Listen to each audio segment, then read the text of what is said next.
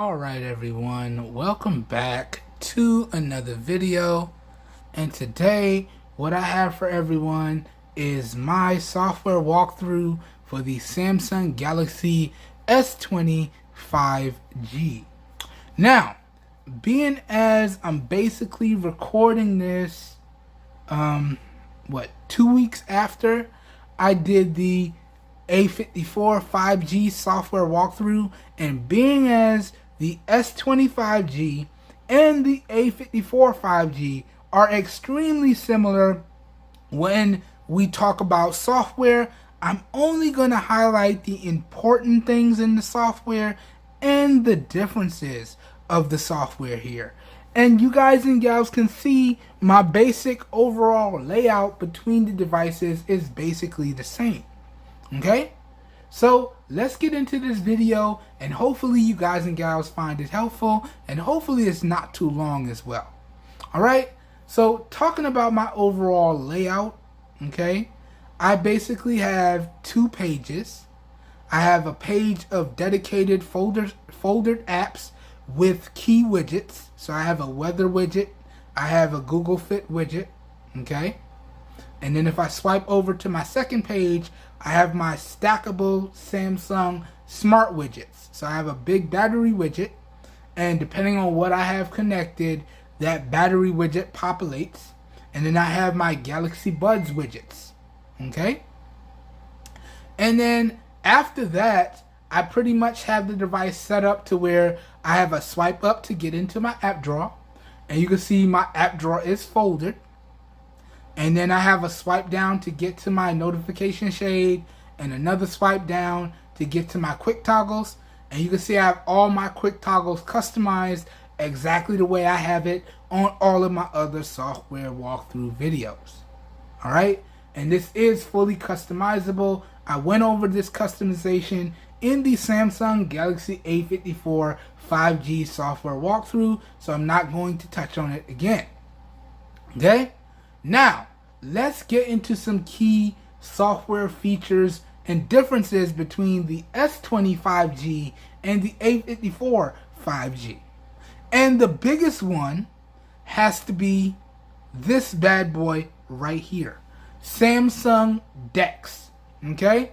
That's Samsung's version of a desktop mobile interface for your smartphone running on the Android platform.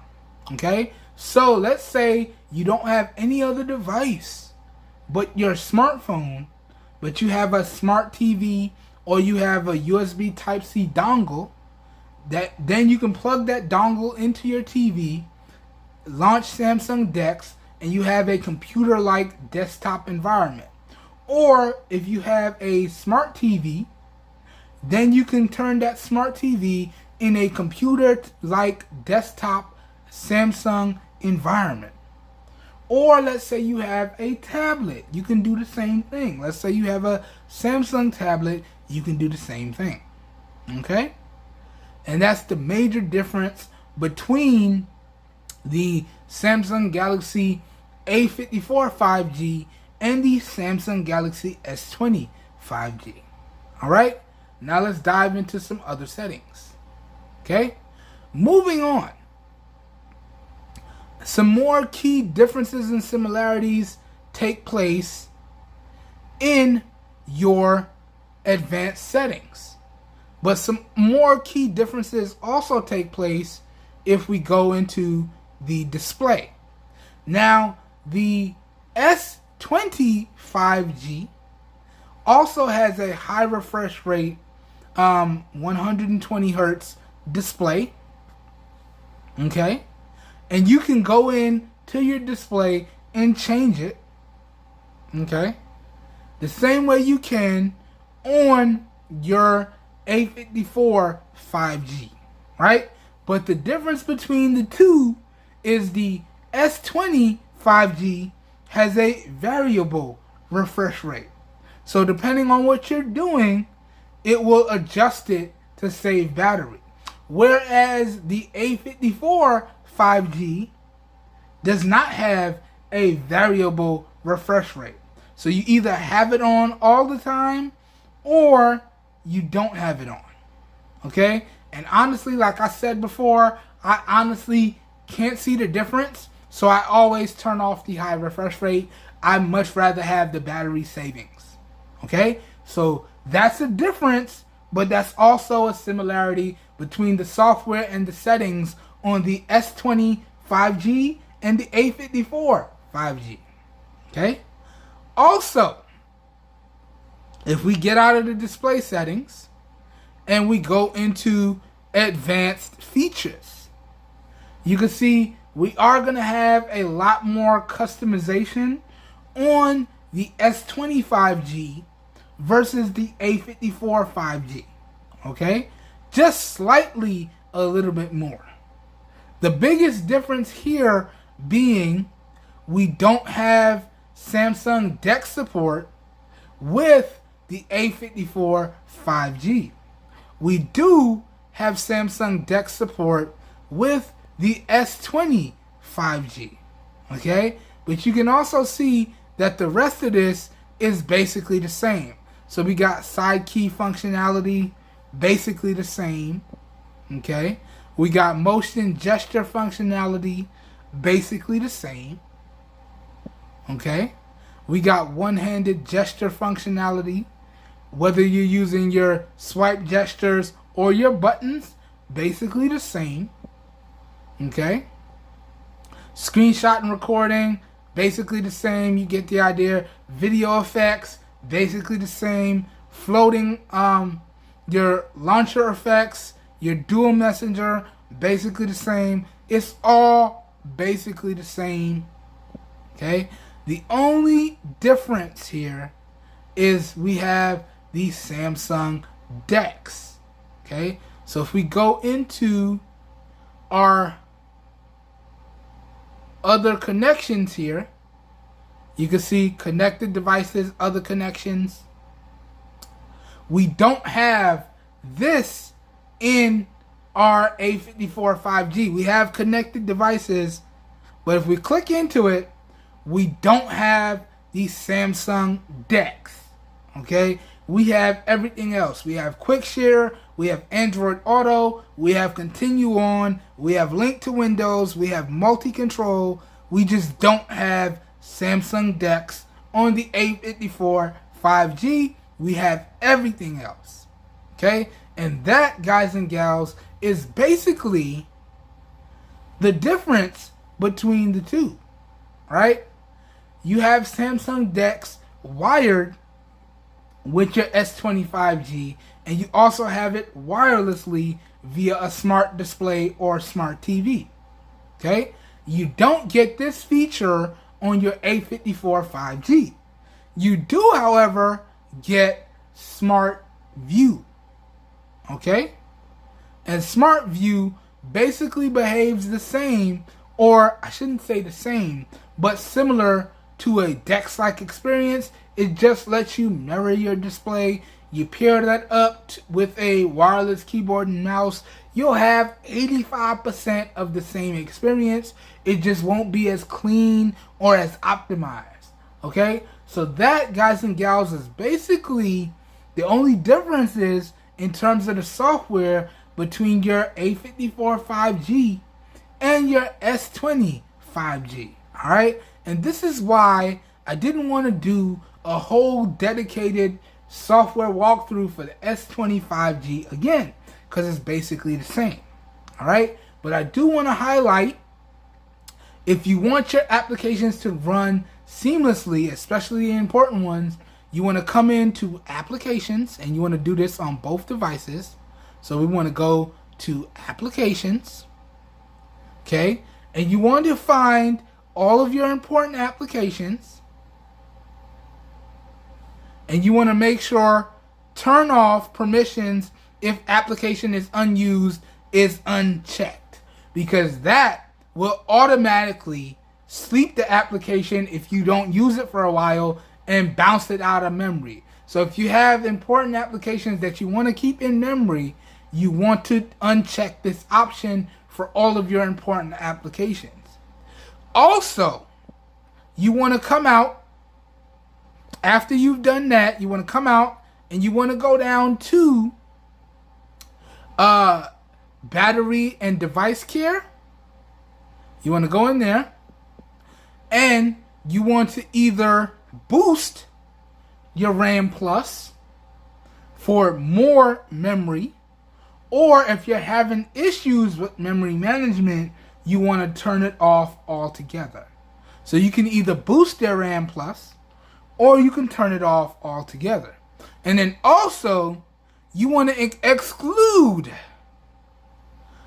all your important applications from being forced out of memory. So you can see I've excluded all of these applications from being forced out of memory because these are all my important applications. You want to do this on your S20 5G as well as your A54 5G. This way you make sure all of your important applications are always running when you need them and you don't have any issues. Okay? Also, you want to come out of memory and you want to go down to battery. Okay? Alright? And then inside of battery here, you want to go ahead and you want to find, I believe it's background usage limitations. Okay? And you want to uncheck put applications to sleep when they're unused. You want to uncheck that. Okay? This way, it's not randomly force closing applications because it thinks you're not using them. If you have that issue, uncheck this option. Okay? Also, again, all of your important applications, you want to make sure they never sleep. Now, after my latest software update, it got rid of all of my important applications, so it really shrunk my list. Okay? Because all of the exempt memory applications that I showed you guys earlier in the memory section, I also had that in the never sleep application section, but after my latest software update, all of that disappeared. Okay? So I would also recommend, if you have your device set up and running smoothly, do not run software updates. Okay? If your device is set up the exact way you want it and it's running smoothly, the only thing you need to worry about running is the application updates through the Play Store. If you run your system updates, it may get rid of certain settings or it may change up certain settings. So your device may not run the exact way you want it to after you install a certain overall system update. So again, I say, if your device is set up the exact way that you want it, okay, do not run system updates. Just run application updates via the Play Store. Now, if you notice that your device is having an issue, you may want to install the latest system update because it may have a security patch that may fix the issue that your device is having. But if your device is running perfectly fine, don't update it, okay? If it ain't broke, don't fix it. And I would actually recommend the same thing for your iPhones as well, because Apple and their software updates do the exact same thing. You might have your device set up the exact way you want it, and you run the system update on your iOS device, and it changes, eliminates, or it redoes something, and then you have to go in and reset it up the exact same way you had it. Or maybe you may not be able to do that. So also on your iOS device, if you have your device set up the exact way you want it and it's working exactly how you want it, don't install these system updates. Okay? Just install the application updates via the Play Store or the iOS Store, depending on which device you have. Okay? That's just my overall recommendations. But getting back on task with the software for the S20 5G, you can see these settings are basically the same for the S20 and the A54. And I make the same recommendations for the S20 as I did on the A54. Okay? So you can get out of that. All right. And then also, right, you want to make sure that your device is getting the fastest charging possible. Or if you want to optimize your battery, you come into the more battery settings and you turn on adaptive battery, and you turn on and or turn off your battery protection and or your super fast charge or your fast wireless charging or your fast charging in general. Now, recommendations time. If you want to extend the life of your battery, right, I would recommend you turn on battery protection. That will limit the overall full charge to 85%.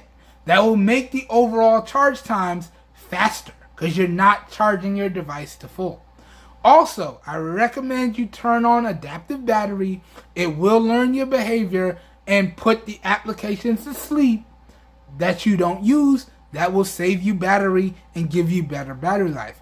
Also, if you're not the type of person that needs fast charging, so you pick up your Galaxy device and it easily lasts you to the end of the day, if not 2 days, then you can go ahead and turn off fast charging. You can go ahead and turn off super fast charging, and you can go ahead and turn off fast wireless charging. Okay? Turn all of that off. It will save you battery life because with these things turned on, it charges your device fast, yes, but that's at the expense of heat. Okay? With these things turned on, the fast charging, the super fast charging, and the fast wireless charging, your device is going to get hot while it's charging, and that will overall cut down on the overall battery health of your device. So, use the settings if you want to use them. Use the settings if you have to use them. But if the device gets you through a regular work day easily without any issue and you have good amounts of battery left, turn it off. Okay? Or if it gets you through 2 days easily, turn it off. Okay? So basically, if you can make it to the end of the day and you have a good amount of battery and you can plug the device in while you sleep, turn off the fast charging to extend your battery and extend your device's overall battery health. Okay? I recommend this for all the Samsung Galaxy devices. And it does have similar settings for iOS, so I do recommend the same or similar settings for your iOS devices. Depending on your usage style, that's what I would recommend. Okay? So this, guys and gals, essentially goes over all of the important software aspects of your Samsung Galaxy S20 5G. And this also goes over some important tips for the software for your Galaxy and or Android devices. Okay? Everything else in terms of the Samsung and or the Galaxy devices, I went over in full detail in the Samsung Galaxy A54 5G software walkthrough. Okay? This is just basically a streamlined, stripped down version of that with some more recommendations for you guys and gals. So hopefully you guys and gals enjoyed this video. Hopefully you guys and gals found it helpful. If you did, you guys and gals know what to do. I hope everyone's having a great day. Hope you guys and gals are staying safe out there. And I will catch everyone in the next video. Have a good one, everybody. We are out of here. Peace.